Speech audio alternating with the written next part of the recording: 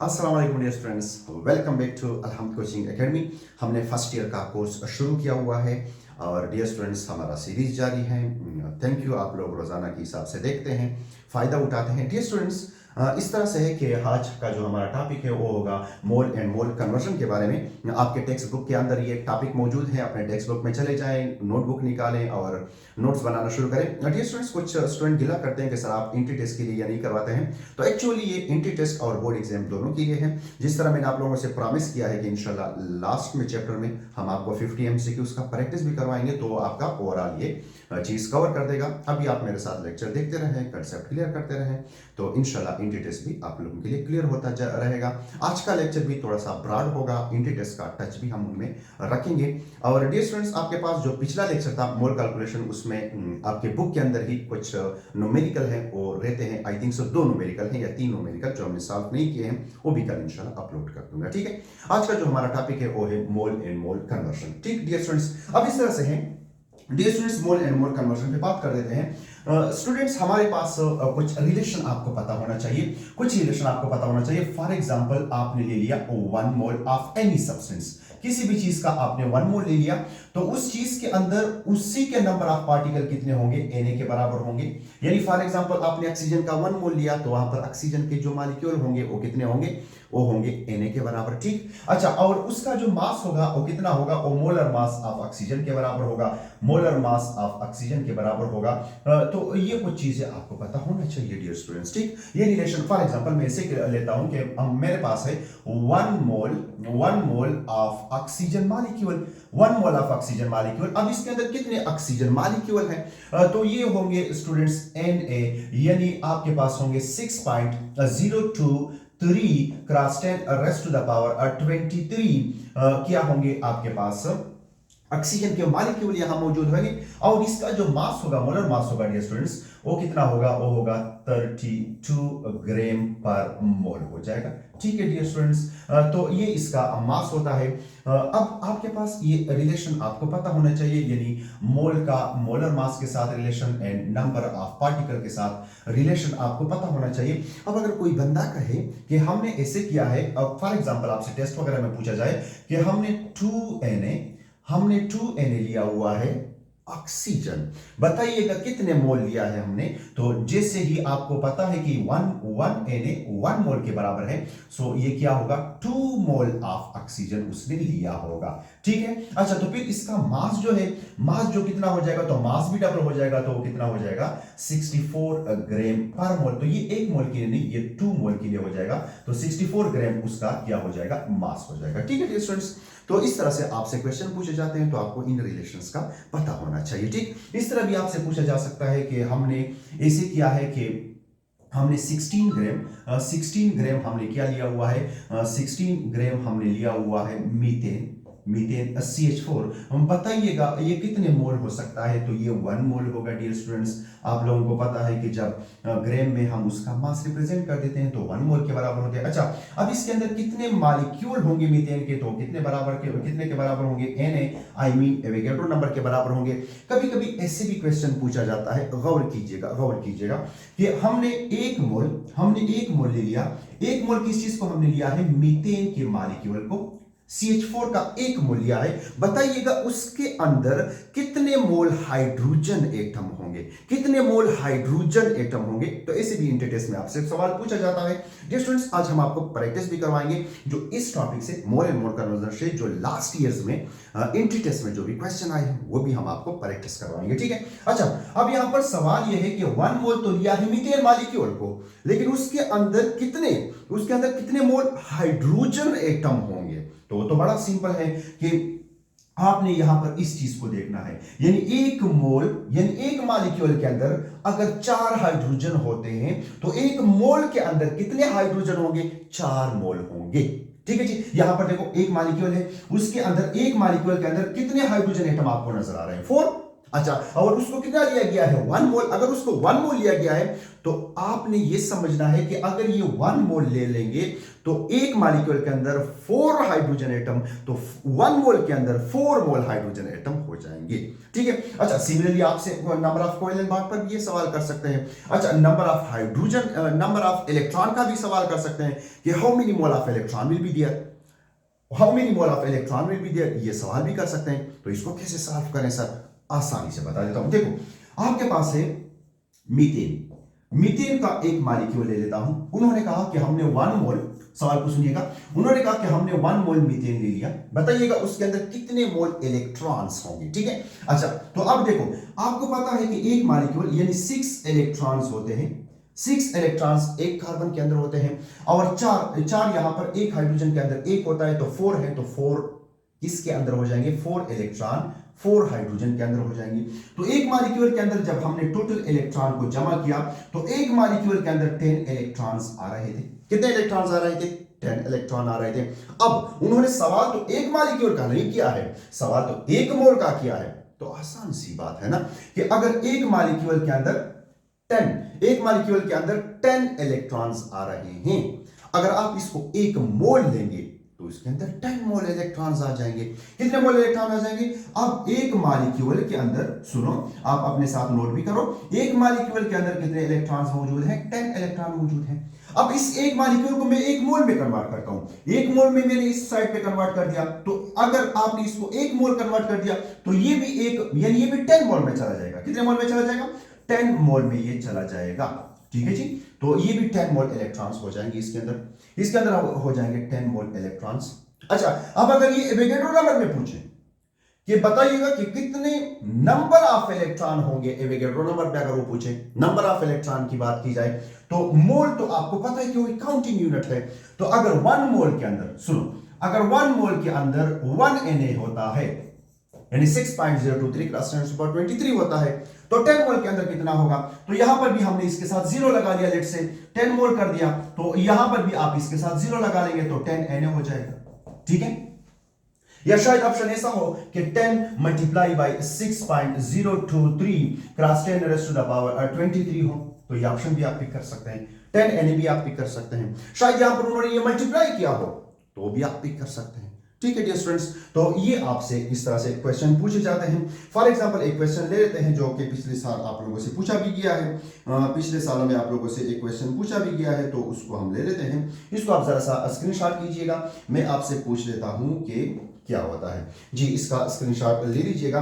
अच्छा जी, अब आपके पास है 2 मोल, 2 मोल हम ले लेते हैं। किस चीज का हम 2 मोल ले लेते हैं? 2 mole of H2, 2 mole of H2O contain how many mole of electrons? Option A, B, C and D। ठीक है। अच्छा, 2 मोल ऑफ H2O लिया गया है। ऐसे काम कर देते हैं कि 2 मोल ऑफ H2O लिया गया है। Okay ji, 2 mole of H2O लिया गया है। मैंने अभी तक अपना टॉपिक शुरू नहीं किया है, मैं जस्ट आपको कुछ रिलेशंस क्लियर करवा रहा हूं, कुछ एंटिटीज के एमसीक्यूज क्लियर करवा रहा हूं। अच्छा जी, अब अगर हम यहां पर एक बात सोचें कि सबसे पहले एक मॉलिक्यूल ले लेते हैं, एक मॉलिक्यूल H2O का ले लेते हैं, तो आपके पास जो इलेक्ट्रॉन मौजूद होते हैं, इलेक्ट्रॉन जो डियर स्टूडेंट्स मौजूद होते हैं, ऑक्सीजन के अंदर कितने इलेक्ट्रॉन मौजूद होते हैं? ऑक्सीजन के अंदर 8 इलेक्ट्रॉन मौजूद होते हैं। कितने इलेक्ट्रॉन मौजूद होते हैं? 8 इलेक्ट्रॉन्स मौजूद होते हैं। प्लस आपके पास 2 हाइड्रोजन है और एक हाइड्रोजन के अंदर 1 इलेक्ट्रॉन है, तो टोटल 2 इलेक्ट्रॉन हो जाएंगे। तो एक मॉलिक्यूल के अंदर जो इलेक्ट्रॉन्स हो जाएंगे, तो हो जाएंगे dear students 10 electrons. 10 electrons are there in 1 molecule of H2O। ठीक हो गया। अब अगर ये 1 मोल हो जाएंगे, अगर ये 1 मोल हो, अगर 1 मोल H2O हो, 1 मोल H2O, अगर ये स्टूडेंट्स 1 मोल H2O हुआ तो कितने मोल इलेक्ट्रॉन हो जाएंगे? तो 10 मोल इलेक्ट्रॉन हो जाएंगे। ओके जी, 10 मोल इलेक्ट्रॉन्स हो जाएंगे, 10 मोल इलेक्ट्रॉन्स हो जाएंगे। ठीक। अच्छा, अब यहां पर तो उन्होंने 2 मोल लिया है, तो हम कैसे कर लेंगे? इसको भी 2 से मल्टीप्लाई कर लेंगे। सो 2 मोल ऑफ H2O हो जाएगा। अब अगर इक्वेशन के एक साइड पे आप कोई काम कर रहे हैं, इसको आप 2 में कन्वर्ट करें तो इसको भी आपने 2 से मल्टीप्लाई करना है, तो ये कितना हो जाएगा 20 मोल ऑफ इलेक्ट्रॉन्स। ये आप सब लोगों को पता है, 20 मोल ऑफ इलेक्ट्रॉन्स हो जाएंगे। आप सब लोगों को पता है कि ये मैथ्स का कानून है कि जब जो काम आप इक्वेशन के एक साइड पर करते हैं वो इक्वेशन के दूसरे साइड पर भी करेंगे। तो आपके पास 20 mole of electron will be there in 2 mole of H2O। तो ऑप्शन आप यहां पर देंगे, आपके पास 10 मोल ऑफ इलेक्ट्रॉन्स शायद गिवन हो, आपके पास 20 मोल ऑफ इलेक्ट्रॉन्स गिवन हो, आपके पास 30 मोल ऑफ इलेक्ट्रॉन्स गिवन हो, आपके पास 40 मोल ऑफ इलेक्ट्रॉन्स गिवन हो। मैंने मोल नहीं लिखा, आप इसको समझ रहे हैं। तो आप कौन सा पिक कर लेंगे? 20 मोल ऑफ इलेक्ट्रॉन्स का ऑप्शन आप पिक कर लेंगे। तो इस तरह से आपसे एंट्री टेस्ट में क्वेश्चन पूछे जाते हैं। और मोल एंड मोल कन्वर्जन पर भी अभी बात शुरू कर देते हैं। तो स्टूडेंट्स इस तरह से है कि मोल एंड मोल कन्वर्जन को पढ़ने से पहले आपको एक चीज का पता होना चाहिए कि हमने इस मोल एंड मोल कन्वर्जन को तो हम पढ़ेंगे, लेकिन इससे पहले जो मैंने पहला लेक्चर डिलीवर किया है उसके अंदर मैंने एक चीज का जिक्र किया है, केमिकल इक्वेशन। तो जब आप मोल एंड मोल कन्वर्जन करेंगे तो आपके माइंड में केमिकल इक्वेशन होना चाहिए। यहां रिएक्टेंट होते हैं, यहां प्रोडक्ट होते हैं। The theoretical representation of the practical process on the page are known as chemical equation. उन्हें केमिकल इक्वेशन बोला जाता है। अब यहां मोल एंड मोल रिलेशनशिप, जब भी आप इस कन्वर्जन को पढ़ेंगे तो आपको केमिकल इक्वेशन आपके सामने होना चाहिए। अच्छा, केमिकल इक्वेशन कौन सा होना चाहिए? Should be a stoichiometric chemical equation. तो मैंने स्टेकोमेट्रिक केमिकल इक्वेशन पे बात की हुई है कि स्टेकोमेट्रिक केमिकल इक्वेशन कौन सा होता है, मैंने उस पर बड़ी बात की हुई है। तो आपके पास सबसे पहले ये बैलेंस भी होना चाहिए, करेक्ट भी होना चाहिए। तो अगर आपके पास एक केमिकल इक्वेशन नहीं है तो आप मोल एंड मोल कन्वर्जन नहीं कर सकते हैं। फॉर एग्जाम्पल एक काम करते हैं, फॉर एग्जाम्पल एक एमसीक्यूज लेते हैं, और एमसीक्यूज इस तरह से है डियर स्टूडेंट्स, यहां पर हम एक एमसीक्यूज ले लेते हैं। एमसीक्यूज इस तरह से है कि हाउ मेनी, अब सुनिएगा, अभी आपको मोल एंड मोल कन्वर्जन डायरेक्ट समझ में आ जाएगा, लेकिन मोल एंड मोल कन्वर्जन के लिए सबसे पहला शर्त आपको केमिकल इक्वेशन का पता होना चाहिए। मेरा पहला वीडियो इस पर मौजूद है, इसी चैप्टर का पहला वीडियो मौजूद है। अच्छा जी, how many mole of H2O will be produced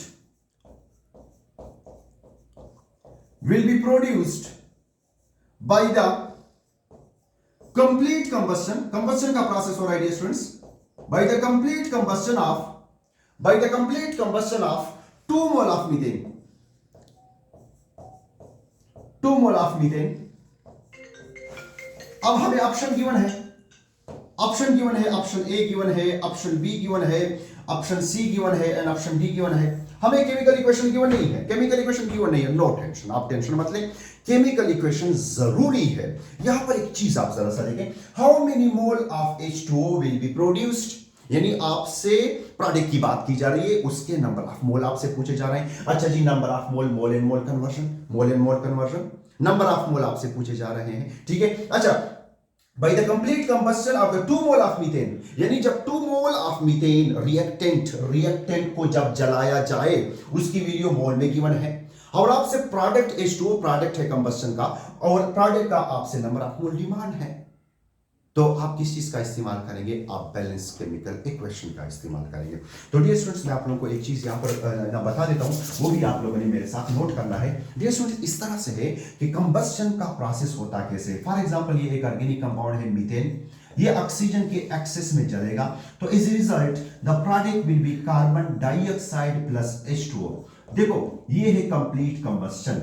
सो कभी कभी एमसीक्यूज में से आता है कि द कंप्लीट कंबस्शन प्रोडक्ट क्या होता है, तो कार्बन डाइऑक्साइड प्लस H2O, साथ में हीट भी रिलीज होता है, ठीक है। कंबस्शन का वैसे आपको पता है कि उसमें हीट रिलीज होता है। तो ये पॉइंट्स नोट किया करें, तो छोटे छोटे पॉइंट नोट करेंगे तो इल्म बढ़ेगा और समंदर बनेगा इंशाल्लाह। अच्छा, अब इसको बैलेंस करना है, क्योंकि मैंने कहा the stoichiometric chemical equation should be used.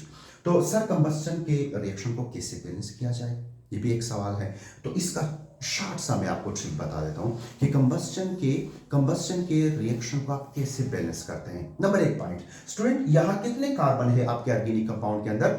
Organic compound का ही आप कंबस्शन करेंगे ना, ऑर्गेनिक कंपाउंड का आप कंबस्शन करेंगे। कितने यहां पर कार्बन है? 1 कार्बन है, तो उस साइड पर 1 कार्बन डाइऑक्साइड बनेगा। ये इसका ट्रिक है, how to balance the combustion reaction. यानी आपके पास कितने ऑर्गेनिक कंपाउंड के अंदर कितने कार्बन है? ऑर्गेनिक कंपाउंड के अंदर 1 कार्बन है, तो कितने कार्बन डाइऑक्साइड बनेंगे? 1 कार्बन डाइऑक्साइड बनेगा। अच्छा, तो कितने वाटर बनेंगे? ट्रिक सुनो, यानी 1 कार्बन, तो 1 कार्बन डाइऑक्साइड प्रोडक्ट किस साइड पर बनेगा? और कार्बन डाइऑक्साइड से एक ज्यादा वाटर बनेगा, यानी वाटर कितना बनेगा, वाटर बनेगा 2। ओके जी, सबसे पहला स्टेप, कितने ऑर्गेनिक कंपाउंड के अंदर कार्बन है 1, तो उस दूसरे साइड पर उतने ही कार्बन डाइऑक्साइड बनेंगे और उससे एक ज्यादा बनेगा वाटर। तो एक ज्यादा वाटर हमने बना लिया, 2 कर दिया, और एक तो ये है, ठीक हो गया। अब इसके बाद ऑक्सीजन को बैलेंस करो, तो ऑक्सीजन अगर आप यहां पे देखें तो 2 है, और इस साइड पर अगर आप देखें तो 2 और ये 2 मल्टीप्लाई 1, तो 4 प्रोडक्ट के साइड पर है और 2 जो है वो रिएक्टेंट के साइड पर है। तो लास्ट में आपको ऑक्सीजन बैलेंस करना है, तो आप सिंपल यहां पर 2 लगा लेंगे, तो आपके पास ये कंबस्टन का रिएक्शन बैलेंस हो जाएगा। यानी इसका ट्रिक ये है, जितने ऑर्गेनिक कंपाउंड के अंदर कार्बन है उतने कार्बन डाइऑक्साइड बनेंगे, उससे एक ज्यादा वाटर बनेगा। फॉर एग्जांपल 3 कार्बन डाइऑक्साइड बन रहे हैं तो एक ज्यादा बना लो वाटर, 4 वाटर के मॉलिक्यूल बना लो, और लास्ट में आप ऑक्सीजन को आराम से बैलेंस कर लो। ठीक है, तो ये मेरे पास आ गया है स्टिकोमेट्रिक बैलेंस केमिकल इक्वेशन। तो अभी मैं फिर से एमसीक्यूज की तरफ आता हूं, और इसे डिस्कस कर देते हैं। अब सुनो, how many mole of water will be produce, यानी प्रोडक्ट की बात कर हो रही है, प्रोडक्ट की नंबर ऑफ मोल की बात हो रही है, यानी प्रोडक्ट की नंबर ऑफ मोल की बात हो रही है, produced by the combustion of the 2 mole of methane. यहां पर कंप्लीट कंबस्टन लिखना चाहिए, लेकिन हमने कंबस्टन लिखा, ठीक है, आप लोग समझदार हैं, समझते हैं। अच्छा, by the combustion of the 2 mole of methane, 2 mole of methane. तो आप सबसे पहले आप एक काम करें, सबसे पहले 1 मिनट, अच्छा सबसे पहले आके आप एक काम करें, बैलेंस केमिकल इक्वेशन को देखें, बैलेंस केमिकल इक्वेशन का सहारा लेके आप अपने प्रोडक्ट पर चले जाएं। बैलेंस केमिकल इक्वेशन क्या बोल रहा है, वो बोल रहा है, सुनो और सुनो, कि अगर यहां पर कितने मोल है मीथेन के, इस केमिकल इक्वेशन के अंदर 1 मोल।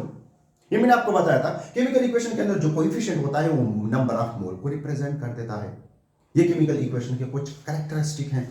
तो केमिकल इक्वेशन के अंदर यहां पर 1 मोल ऑफ मीथेन है, तो कितने मोल ऑफ वाटर प्रोड्यूस कर रहा है, 2 मोल ऑफ वाटर प्रोड्यूस कर रहा है, यानी 1 mole of methane produce 2 mole of H2O। ठीक हो गया। अगर ये 2 मोल ऑफ मीथेन हो जाए, यानी अगर ये 2 मोल ऑफ मीथेन हो जाए, तो कितने मोल H2O प्रोड्यूस करेगा, x मोल प्रोड्यूस करेगा। जस्ट सिंपल क्रॉस मल्टीप्लिकेशन से करें तो आपके पास आंसर U आ जाएगा। ठीक है जी, तो क्रॉस मल्टीप्लिकेशन से ऐसे कर देते हैं, सो x multiply 1 is equal to 2 multiply 2, so x will be equal to the 4, यानी आपका x की वैल्यू 4 आ गई, और x कौन है यहां पर, how many mole of H2O will be produced। तो आपके पास कितना, यहां ऑप्शन लेट से है 3, यहां पर है 4, यहां पर है 5, यहां पर है 6, तो आप कौन सा ऑप्शन पिक करेंगे, 4 वाला ऑप्शन पिक करेंगे। ठीक है, अच्छा इसको आप ऐसे कर लें, इसको आप शॉर्ट से भी आप कर सकते हैं, यानी अगर 1 मोल 2 मोल वाटर प्रोड्यूस करता है, तो अगर ये 2 मोल हो जाए, ये डबल हो गया, तो वाटर भी डबल हो जाएगा, कितना मोल हो जाएगा, 4 मोल। इस तरह से अगर ये 10 मोल हो जाए, नोट करें अपने नोट्स में नोट करें, अगर आपके पास मीथेन 10 मोल हो जाए, तो बता दें कितना H2O प्रोड्यूस होगा। तो अगर इसको 10 यानी 1 के बजाय 10 किया गया, मतलब 1 को 10 से मल्टीप्लाई करें तो 10 आता है, और यहां पर 2 को 10 से मल्टीप्लाई करेंगे तो कितने मोल प्रोड्यूस होगा, 20।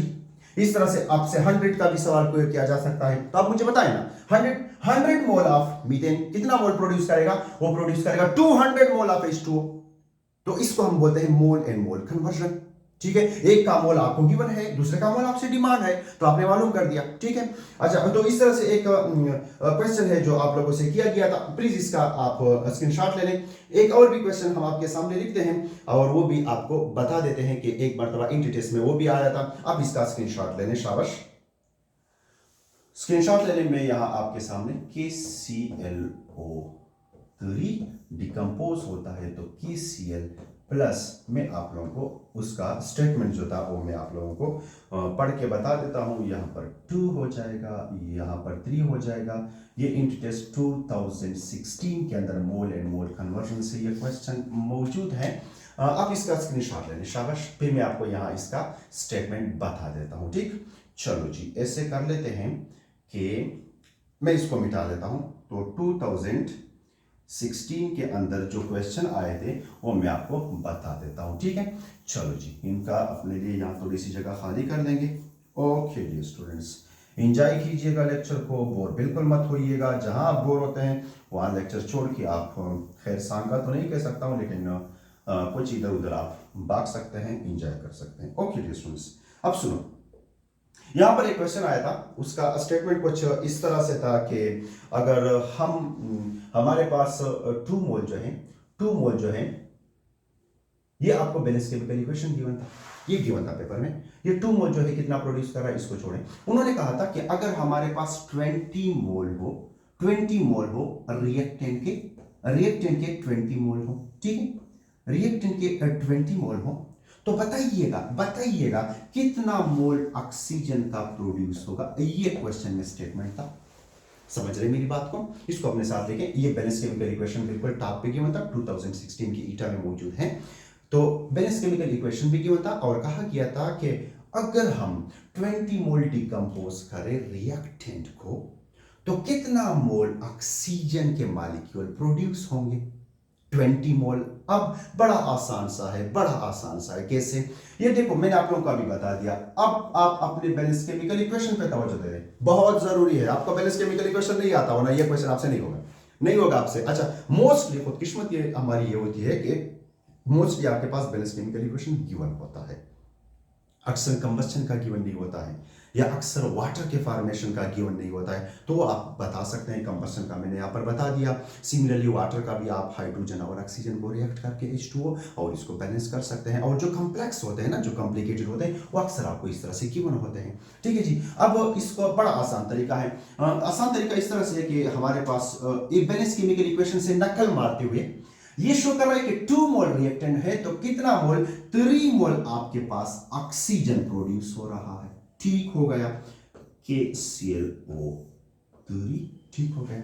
अच्छा जी, अब सुनो, अगर ये 20 मोल हो जाए, कितने मोल हो जाए? 20 मोल हो जाए, तो बताइएगा कितना मोल ऑक्सीजन प्रोड्यूस होगा। यही क्वेश्चन था। तो जस्ट क्रॉस मल्टीप्लीकेशन से आप कर लें, क्रॉस मल्टीप्लीकेशन से हम ऐसे कर लेंगे। ठीक हो गया। तो हमें x की वैल्यू डिमांड करनी है, so 2x will be equal to the 20 multiply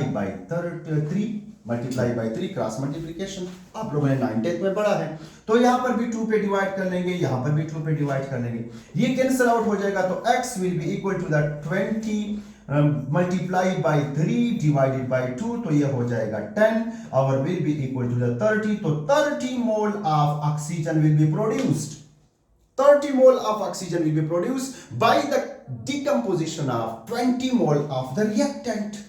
जो आपके पास रिएक्टेंट गिवन है, इसका शॉर्ट ट्रिक आप कैसे कर सकते हैं? शॉर्ट आप ऐसे कर सकते हैं कि देखो, इसको अगर हम मल्टीप्लाई करें, इसको 20 कैसे बनाया गया है?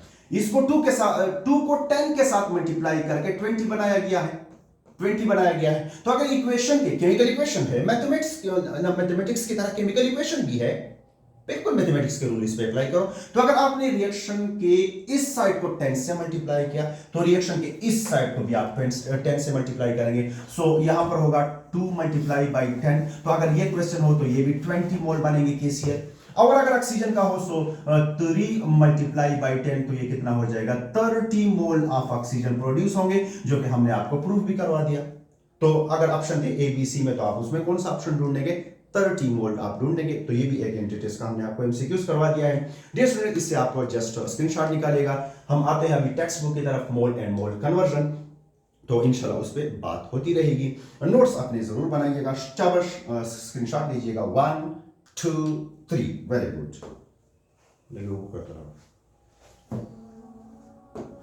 चलो जी, अब हम आते हैं मोल एंड मोल कन्वर्जन की तरफ। इसको जस्ट आप रीड कीजिएगा। मोल एंड मोल कन्वर्जन अभी आप लोगों के लिए आसान है। Mole and mole conversion in this type of stoichiometric problems, the amount of one substance will be given in a mole, and we have to be calculate the amount of the other substance in the mole, also using the coefficient of the balanced chemical equation as conversion factor। तो dear students, यहाँ पर आपको mole of the reactant, number of mole of the reactant, आपके पास number of mole of the product, तो आप number of mole of reactant अगर आपके पास given है तो आप प्रोडक्ट भी मालूम कर सकते हैं। शायद ऐसा हो कि आपको बैलेंस केमिकल इक्वेशन में प्रोडक्ट गिवन हो और आपसे कहा गया हो कि बताइएगा हमने कितने रिएक्टेंट यूज किए होंगे, तो भी आप बता सकते हैं। एक्सरसाइज के आपके जो टेक्स्ट बुक हैं उसके जो आपके पास एग्जाम्पल्स हैं उनमें से एक एग्जाम्पल भी कर लेते हैं। तो ये आपके पास mole and mole conversion procedure है कि अगर आपके पास रिएक्टेंट जो है वो आपको गिवन है तो आप number of mole of product भी मालूम कर सकते हैं। सिमिलरली अगर आपको कहा गया है कि इतना प्रोडक्ट प्रोड्यूस हो रहा है तो कितने रिएक्टेंट यूज होंगे, the balance chemical equation must be used, ये सबसे पहला शर्त है। ठीक है जी। सो अब हम चलते हैं और एक एग्जांपल करते हैं, आपके बुक में मौजूद हैं। आप एग्जांपल नंबर 1.5 पे चले जाएं तो उसका सॉल्यूशन हम आपके सामने कर देते हैं। ठीक है, ये इससे रिलेटेड तो हमने एक एमसीक्यूज भी किया और आया हुआ था, इंटर टेस्ट में आया था। तो ये आपके इसी बुक के वीडियोस को थोड़ा सा इधर उधर करके आपसे पूछे जाते हैं। चलो जी, इसको कर लेते हैं कि पोटाशियम क्रोमेट क्या कह रहा है। चलो जी, oxygen can be prepared, oxygen को तैयार किया जाता है by the decomposition of potassium chromate. Okay, by the decomposition of potassium chromate. अच्छा, बात यहाँ पर ये है ये गैस नहीं है, ये सॉलिड नहीं है, ये गैस होना चाहिए। चलो, टाइपिंग में गलती हुई है थोड़ी सी। इन चीज़ों को, ये फिजिकल स्टेट केमिकल इक्वेशन का, चलो एक्सक्यूज मी, मैं पानी पी लेता हूँ, आप जस्ट इसको रीड करें, शाबाश।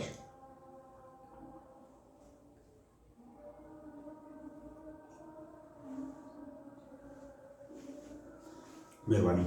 अच्छा जी, केमिकल इक्वेशन में कुछ कैरेक्टरिस्टिक होते हैं, ये चीज़ें साथ साथ में नोट किया करें। वहाँ पर भी मैंने कैरेक्टरिस्टिक इसके नहीं बताए थे।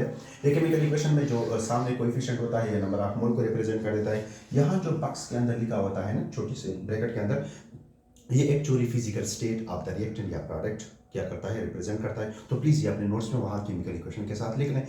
ये इसके कैरेक्टरिस्टिक है, this can represent the number of mole the coefficient, while bracket के अंदर जो होता है वो फिजिकल स्टेट बताता है किसी रिएक्टेंट या प्रोडक्ट का। अच्छा जी, तो अब हम आते हैं अपने टॉपिक की तरफ। ये तो चीज़ें आप लोगों को आहिस्ता आहिस्ता आप लोग गेन करेंगे इंशाल्लाह। वो oxygen can be prepared, oxygen कितना प्रिपेयर होगा bye the decomposition of the potassium chromate, और ये उसका केमिकल इक्वेशन है। ओके जी, केमिकल इक्वेशन की बोले how many mole of oxygen can be formed, कितना मोल ऑफ ऑक्सीजन बनेगा अगर 10 मोल ये यूज हो जाए। कितना मोल ये यूज हो जाए? 10 मोल। तो ये तो आसान हो गया, 10 मोल अगर ये यूज हो जाए।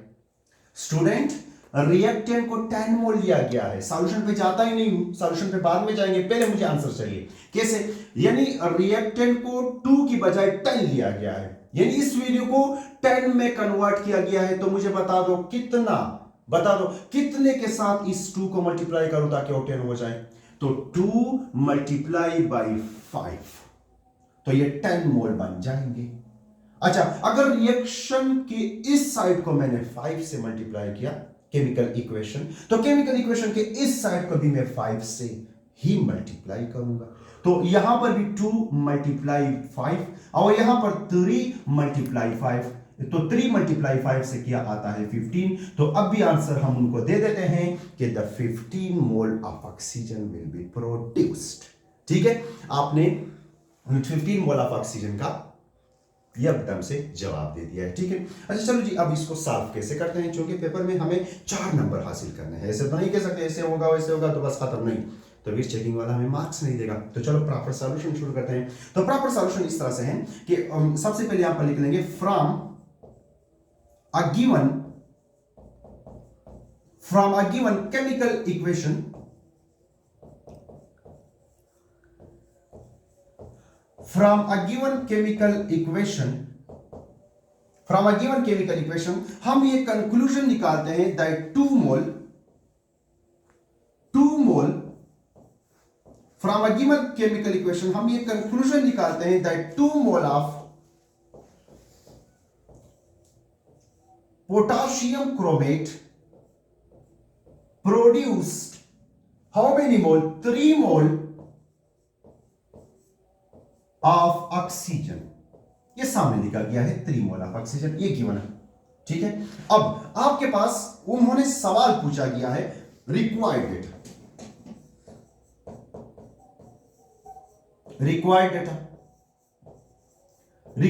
इस तरह से है, रिक्वायर्ड डेटा कि आपके पास अगर ये 10 मोल ऑफ क्रोमेट हो, पोटाशियम 10 मोल ऑफ क्रोमेट अगर आपके पास हो, then how many mole of oxygen will be produce.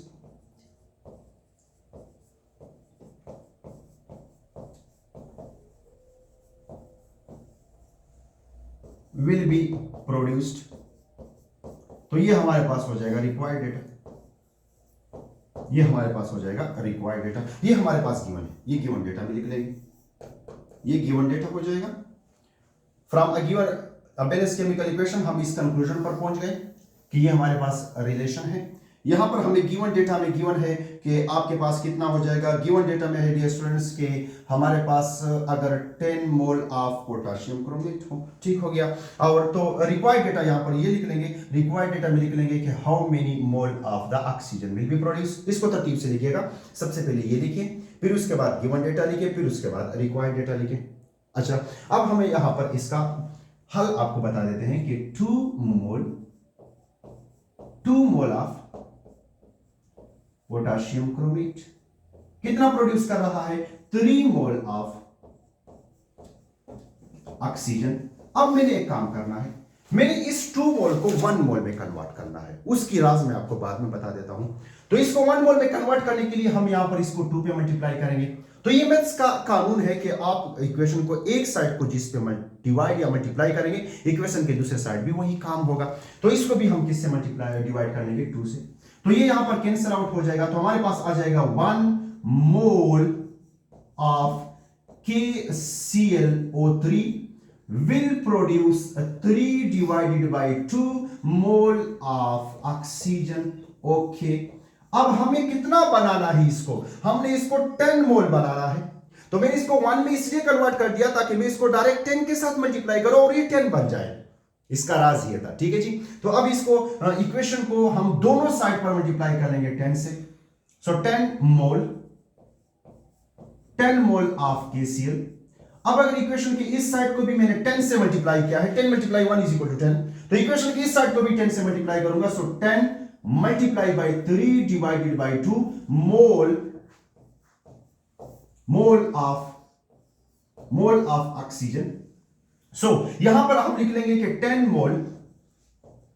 10 mole of KClO3 is equal to the, यहां पर अब देखिए 1 पे चला जाएगा और ये 5 पे चला जाएगा। सो 3 multiply by 5 15 mole of oxygen ये प्रोड्यूस होगा, ठीक हो गया डियर स्टूडेंट्स। तो आपके पास अगर 10 मोल ऑफ KClO3 हो तो कितना प्रोड्यूस करेगा, 15। तो आप लिख लेंगे बाद में कि this is the answer of the question, और ये आपके पास आंसर हो जाएगा। और आपने स्टेटमेंट में आखिर में लिखना है, स्टेटमेंट का हेडिंग देके, स्टेटमेंट या रिजल्ट का हेडिंग देके आपने लिखना है कि 10 mole of potassium chromate will produce 15 mole of oxygen. तो आपका क्वेश्चन यहां पर कंप्लीट हो जाएगा, सही है। तो आपके क्वेश्चन में हेडिंग होनी चाहिए, फर्स्ट ये होना चाहिए, फिर ये व्हाइट वाला होना चाहिए, फिर रिक्वायर्ड डेटा होना चाहिए, फिर इसका ऐसे सॉल्यूशन होना चाहिए, और आखिर में रिजल्ट में लिखना है। रिजल्ट में इस चीज को आपने स्टेटमेंट के फॉर्म में लिखना है, तो आपका परफेक्ट क्वेश्चन बन जाएगा।